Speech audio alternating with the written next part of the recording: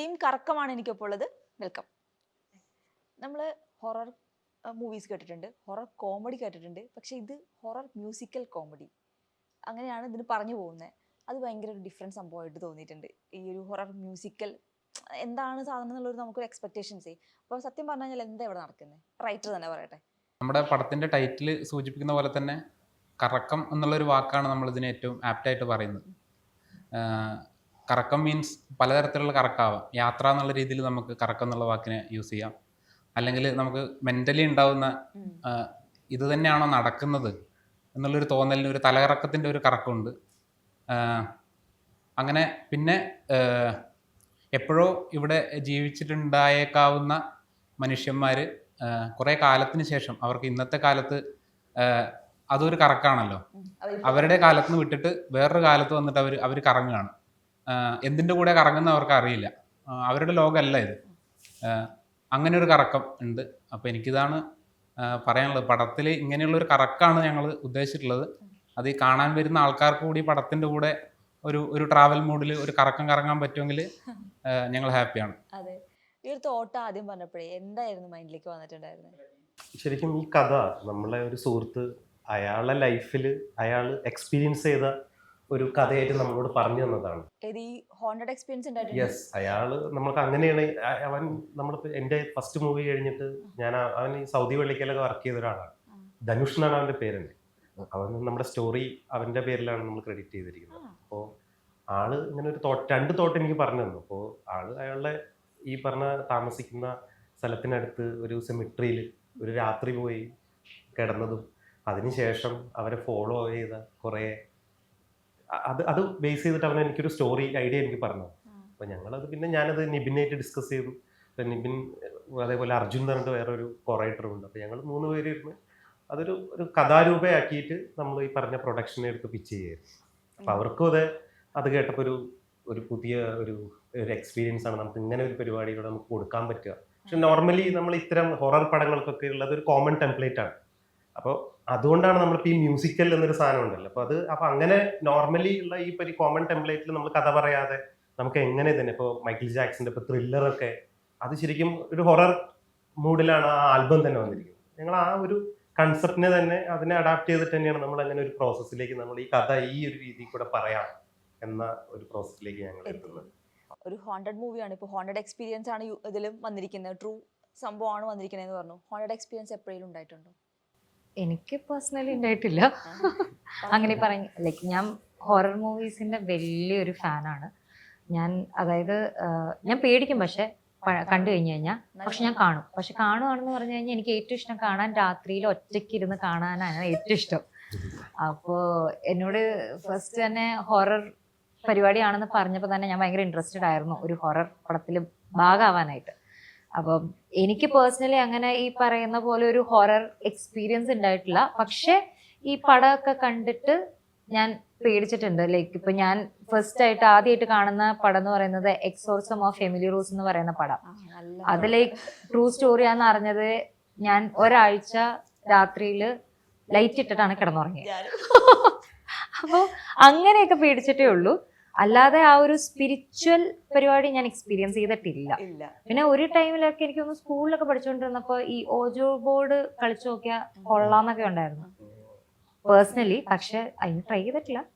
ഇനി അവസാനം വല്ല കൂടെ വല്ലതും വന്ന് ഞാൻ അതും ട്രൈ ചെയ്തിട്ടുണ്ട്. പക്ഷെ അതോടുകൂടി നിർത്തി. ഒറ്റ തവണ ട്രൈ ചെയ്ത് അതോടുകൂടി നിർത്തി. നല്ല ഞാൻ സ്റ്റിൽ എനിക്ക് പേടിയാണ്. ഇപ്പോഴും ഹൊറർ മൂവീസ് കാണും. പക്ഷെ ഒന്നെങ്കിൽ മ്യൂട്ടായിരിക്കും, അല്ലെങ്കിൽ ഇത് വെച്ചിട്ടുണ്ടാവില്ല, സൗണ്ട് ലോയിലായിരിക്കും. എന്നിട്ടേ ഞാൻ കാണുള്ളൂ. അതും പകലേ കാണുള്ളൂ. ഞാൻ ഈ പരിപാടി ഒരുപാട് തവണ എക്സ്പീരിയൻസ് ചെയ്ത് നോക്കുന്നുണ്ട്. പക്ഷെ ഒരു തവണ എനിക്ക് ഇതിൻ്റെ ഒരു പോസിറ്റീവ് സൈഡ് ഉണ്ടായിട്ടില്ല. അപ്പം അതിന് എൻ്റെ കൂടെ ഉള്ളവർ പറഞ്ഞത് മനസ്സ് നന്നായാലേ പ്രേതം വരുള്ളൂ, അതുകൊണ്ട് നീ ഇത് ചെയ്തിട്ട് പ്രത്യേകിച്ച് കാര്യമൊന്നും നമുക്ക് മൈൻഡിന് കോൺസെൻട്രേഷൻ ഒന്നും കിട്ടില്ല. നമ്മള് ഇപ്പൊ ഈ രോമാഞ്ച സിനിമയിലൊക്കെ അതേപോലത്തെ ഒരു ക്യാരക്ടറാണ് നമ്മൾ. അവന്മാർക്ക് വല്ല എക്സ്പീരിയൻസ് കിട്ടുമെന്ന് നമ്മൾ നോക്കുന്നതുകൊണ്ട് അത് പൊട്ടും. അങ്ങനെ ഇവിടെ ഉണ്ടായിട്ടുണ്ടോ? എനിക്ക് പേടിയുള്ള കാര്യമാണ് ഹൊറർ പടമൊക്കെ. കാണില്ല, ഞാൻ കാണില്ല. എനിക്ക് നല്ല പേടിയുള്ള മനുഷ്യന്. അതുകൊണ്ട് ഞാൻ ഹൊറർ ഒന്നും അധികം കാണാറില്ല.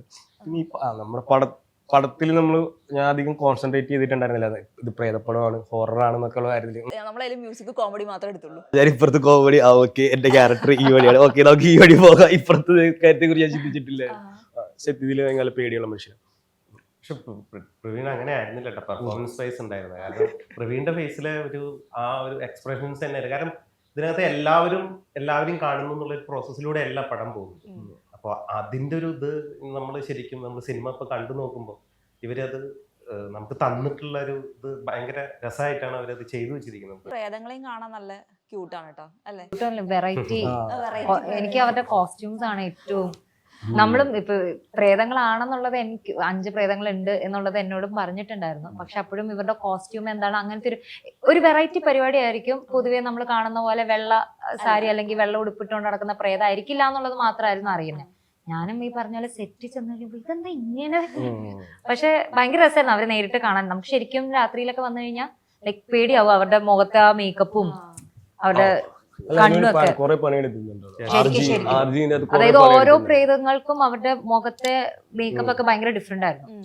എല്ലാവരും ഒരേപോലെ അല്ല ഇരുന്നത്. ഓരോരുത്തർക്കും ഓരോ ഇൻഡിവിജ്വൽ രീതിയിലാണ് പോയത്. ഫെമിനയിലേക്ക് എത്തിയ ഒരു ഇതെങ്ങനെയായിരുന്നു?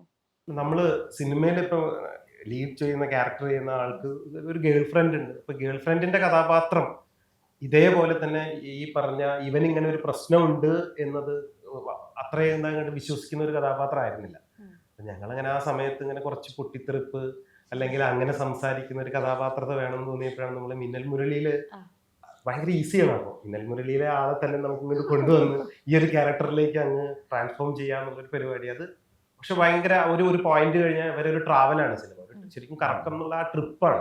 ആ ട്രിപ്പിനകത്ത് ഫെമിനിയും പ്രവീണും ബാസിയും അഭിറാമൊക്കെ വളരെ ഭംഗിയായിട്ട് തന്നെ അതിനെ നമ്മളുടെ കാഴ്ചയിൽ അത് ചെയ്തു തന്നു. അതെ, ഇപ്പം മിന്നൽ മുരളിയുടെ കാര്യം പറഞ്ഞല്ലോ. ഇപ്പം ഇത്രയും വർഷമായി, എന്നിട്ടും ബ്രൂസ് ലീ വിജിക്ക് ഇന്നും ആരാധകരില്ലേ? തീർച്ചയായിട്ടും. എപ്പോഴും ഞാൻ കമ്മിറ്റ് ചെയ്ത പടങ്ങളും എന്നെ വിളിക്കുന്നതും മിന്നൽ മുരളിയുടെ ബേസിൽ തന്നെയാണ്.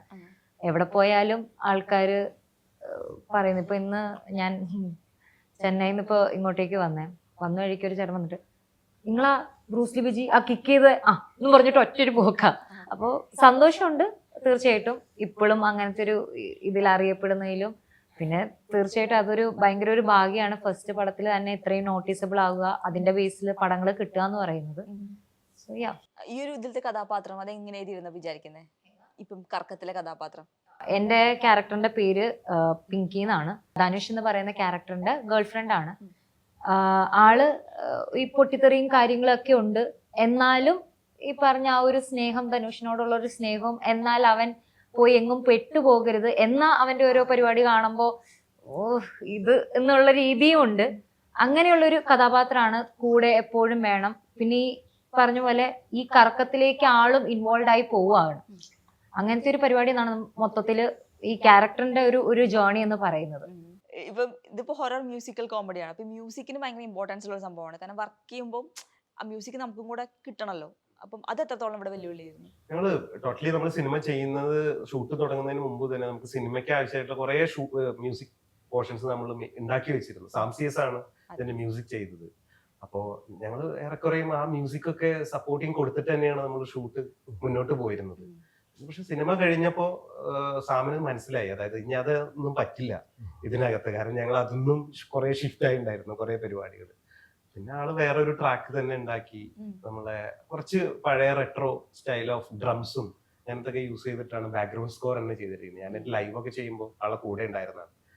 ഞങ്ങളുടെ ഇടയിൽ എന്തായിരുന്നു തർക്കം. എനിക്ക് പ്രശ്നം എന്ന് പറഞ്ഞാൽ ഞാനിങ്ങനെ പറയും, അല്ല ഇത്രയും ഓൾഡ് പിടിക്കണോ നമ്മളെ പരിപാടി. പക്ഷെ അത് മ്യൂസിക് ചെയ്ത് നമ്മൾ അതിന്റെ ഔട്ട് കേൾക്കുമ്പോൾ ഇത് ഓൾഡിന്റെ പ്രത്യേകതയാണല്ലോ. ഏറ്റവും വലിയ ഭംഗിയുള്ള മ്യൂസിക് അവരുണ്ടാക്കി വെച്ച ആ മ്യൂസിക് തന്നെയാണെന്നുള്ളത് നമുക്ക് ബോധ്യപ്പെടും. അങ്ങനത്തെ ഒരു ട്രാക്കൊക്കെ നമ്മൾ ഇതിനകത്ത് കൊണ്ടുവരാൻ ശ്രമിച്ചിട്ടുണ്ട് മ്യൂസിക്കലി. ശരിക്കും കറക്കം എന്ന് പറയുന്നത് നമ്മൾ ആൾക്കാരെ രസിപ്പിക്കുക എന്നുള്ളൊരു അർത്ഥത്തിലാണ് നമ്മൾ ഈ പടം ആദ്യം തൊട്ടേ ആലോചിക്കുന്നത്. എന്ന് വെച്ച് കഴിഞ്ഞാൽ പേടിപ്പിക്കുകയല്ല നമ്മുടെ ഉദ്ദേശം.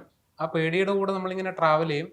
പക്ഷെ ക്യാരക്ടേഴ്സ് ഫണ്ണാണ്. ആ ഇൻസിഡന്റ് അവർ ഡീൽ ചെയ്യുന്നത് ഫണ്ണാണ്. അങ്ങനെ ഒരു ഫണ്ണാണ് നമ്മളിതിൽ സ്റ്റാർട്ട് ടു എൻഡ് അച്ചീവ് ചെയ്യാൻ വേണ്ടി നോക്കിയിട്ടുള്ളത്. ഹൊററിൻ്റെ അപ്പുറം ഹൊറർ ഒരു അഡീഷണൽ എലമെന്റ് എന്നുള്ളത് പോലെ അതിൻ്റെ കൂടെ ട്രാവൽ ചെയ്യാണ്. അപ്പോൾ എനിക്ക് തോന്നുന്നു കറക്കം എന്ന് പറയുമ്പോൾ ഇതാണ് മൊത്തത്തിൽ ഈ ഒരു എക്സ്പീരിയൻസ് ആണ് ഞങ്ങൾ കൊടുക്കാൻ വേണ്ടിയിട്ട് വിചാരിക്കുന്നത്. അതിന് അഡീഷണൽ എലമെന്റ് ആയിട്ട് വന്നു ചേർന്നായിരുന്നു ബാക്കിയുള്ള ഘടകങ്ങളെല്ലാം. എന്ന് വെച്ചാൽ ഇതിലുള്ള മ്യൂസിക് ആയി കഴിഞ്ഞാലും ഇപ്പൊ എടുത്തു പറയേണ്ടത്, ഇപ്പം നമ്മൾ നേരത്തെ കോസ്റ്റ്യൂമിന്റെ കാര്യം പറഞ്ഞു. അതിൽ നമ്മൾ ആദ്യം ഒരു കോസ്റ്റ്യൂമാണ് പ്രേതത്തിന് ത്രൂ ഔട്ട് എപ്പോഴും അവർ അപ്പിയർ ചെയ്യുമ്പോഴും ഒരു കോസ്റ്റ്യൂം. പക്ഷെ അത് നല്ല കോസ്റ്റ്യൂം ആയിരിക്കണം. അത് എപ്പോൾ കണ്ടു കഴിഞ്ഞാൽ നമ്മൾ വീണ്ടും ആ പ്രേതത്തിനെ ഒന്നും കൂടി കാണുമ്പോൾ കാണാൻ വേണ്ടി നമ്മൾ ആഗ്രഹിക്കുമല്ലോ. ആ അപ്പിയറൻസ് കാണാൻ വേണ്ടിയിട്ട് മാത്രം ചിലപ്പം അങ്ങനെ ഒരു ഡിസൈനാണ് ഗോസ്റ്റിനുള്ളത്. അപ്പോൾ പക്ഷെ മെൽവി ഇന്നായപ്പോഴും മെൽവിയാണ് പറയുന്നത് നമുക്ക് ഡിഫറെൻ്റ് ആയിട്ടുള്ള കോസ്റ്റ്യൂംസ് ട്രൈ ചെയ്യാം. കാരണം അവനും ഇതിന്റെ ഭയങ്കരമായിട്ടുള്ള ഒരു ക്രേസ് ഉണ്ട്. അപ്പൊ അവന്റെ കയ്യിൽ അവൻ ഡിസൈൻ ചെയ്ത് വെച്ചിട്ടുള്ള, അല്ലെങ്കിൽ അവൻ ചെയ്യണം എന്ന് ഇനി സിനിമകളിൽ ഉപയോഗിക്കണം എന്ന് വിചാരിച്ചിട്ടുള്ള കോസ്റ്റ്യൂമിന്റെ ഐഡിയാസ് ഉണ്ട് എന്ന് പറഞ്ഞു. അത് മുഴുവൻ നമുക്ക് ഈ സിനിമക്ക് യൂസ് ചെയ്യാന്ന് പറഞ്ഞിട്ടാണ് ഒരു പരിധി വരെ നമ്മൾ അങ്ങനെ ഒരു ഡിഫറൻസ് ഇതിൽ കൊണ്ടുവരാൻ വേണ്ടി നോക്കിയിട്ടുണ്ട്. അതുപോലെ തന്നെ ആർജിന്റെ കേസും, ആർജി ഇപ്പം മേക്കപ്പ് ഓരോ ഗോസ്റ്റിനും ഡിഫറെന്റ് ആയിട്ടുള്ള മേക്കപ്പ് പിടിക്കാന്ന് ആർജിയുടെ സജഷൻ ആയിരുന്നു. അത് ആർജി തന്നെ ലൊക്കേഷനിൽ ഒരു മൂലക്ക് ഇരുന്നിട്ട് എപ്പോഴും ഇത് വർക്ക് ചെയ്തുകൊണ്ടിരിക്കുന്നുണ്ടാവും. ഓരോ ഗോസ്റ്റിന്റെയും ഗ്രാഫിന് കണക്കായിട്ട് മേക്കപ്പ് മാറുന്നൊരു പരിപാടിയുണ്ട്. അപ്പൊ ആർജി ഇതിന്റെ ഗ്രാഫ് മുഴുവൻ, ഇതിന്റെ ഗ്രോത്ത് മുഴുവൻ ഏതെങ്കിലും ഒരു ഏരിയയിൽ ഇരുന്നിട്ട് ഓരോ പ്രേതത്തിന്റെയും മേക്കപ്പിന്റെ ഗ്രാഫ് ഉണ്ടാക്കിക്കൊണ്ടിരിക്കുകയായിരിക്കും. അങ്ങനെ ഡീറ്റെയിൽ ആയിട്ട് ആർജി ഇതിൽ വർക്ക് ചെയ്തിട്ടുണ്ട്. അപ്പൊ ഇത് മുഴുവൻ ഒത്തു വന്നു. പിന്നെ നല്ല രീതിയിൽ ആർട്ട് ചെയ്യാൻ വേണ്ടി പറ്റി. ഷൂട്ട് ചെയ്തത് ബബുലു ആണ്. ബബുലു ഭയങ്കര ബ്രില്യൻ്റ് ആയിട്ട് ബ്യൂട്ടിഫുൾ ആയിട്ടാണ് പടം ഷൂട്ട് ചെയ്തിട്ടുള്ളത്. ബബുലു മോഹിനിയാട്ടം, ജയഹേ, താലിമി അതിന്റെയൊക്കെ ക്യാമറമാനാണ്. അതുപോലെ എഡിറ്റ് ചെയ്തിരിക്കുന്നത് നിതിൻ അരോളാണ്. നിതിനിപ്പോ മോളിവുഡ് ടൈംസ്, അതേപോലെ മുകുന്ദനുണ്ണി അസോസിയേറ്റ്, താലിമി അതിന്റെയൊക്കെ എഡിറ്ററാണ്. നല്ലൊരു ടീം തന്നെ, നല്ലൊരു ടീമിനെയാണ് നമുക്ക് പ്രൊഡക്ഷൻ നമുക്ക് ഇതിന്റെ കൂടെ തന്നിട്ടുള്ളത്. മ്യൂസിക് ആയാലും കൊറിയോഗ്രാഫി ചെയ്തിട്ടുള്ള ശ്രീജിത്ത് ഏട്ടൻ, നമ്മുടെ ശ്രീജിത്ത് ഡാൻസ് സിറ്റി ആളും ഇവിടെ കുറെ സിനിമകളിലെ നല്ല സിനിമകളുടെ കൊറിയോഗ്രാഫി ഇതിന്റെയൊക്കെ ഭാഗമായിട്ടുള്ള ഒരാളാണ്. രസമായിട്ട് ഇതൊരു ശരിക്കും ഒരു ടീം വർക്കാണ് കറക്കം. എല്ലാവരും കൂടി ഒരു ടീമായിട്ട് കൊച്ചിയിൽ നിന്ന് ഞങ്ങൾ വാഗമണിൽ പോയി തിരിച്ചു വന്നു.